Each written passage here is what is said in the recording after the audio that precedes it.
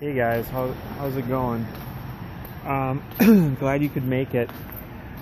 I just listened to a Periscope from the last couple hours with one of the guys that I listen to a lot, and because I think we're going to be getting some people jumping on this here, I want to give it a few seconds before I reveal this really awesome way to get people on here.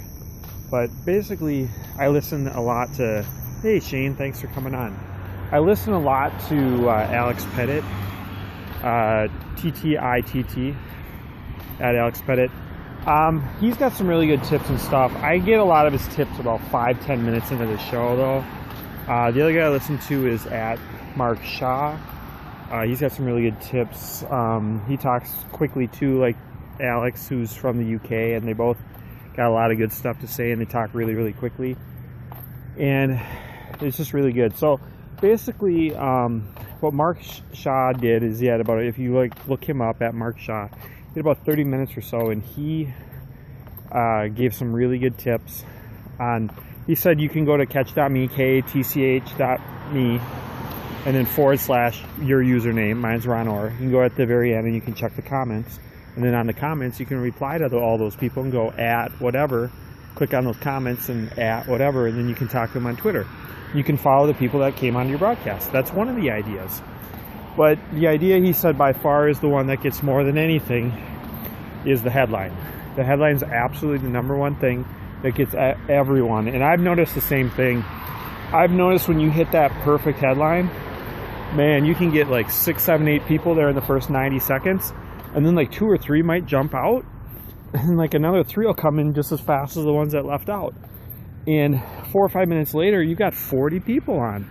So there's no doubt that the headline works. Study some copywriting. I'm going to share some copywriting as well over time. You know, top tips. People love Periscope tips. People love time-saving tips.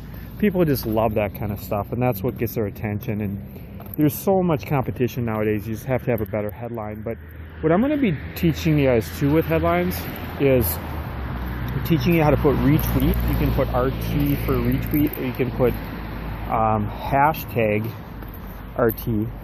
Or another thing you can do is make sure you have the right keywords in there.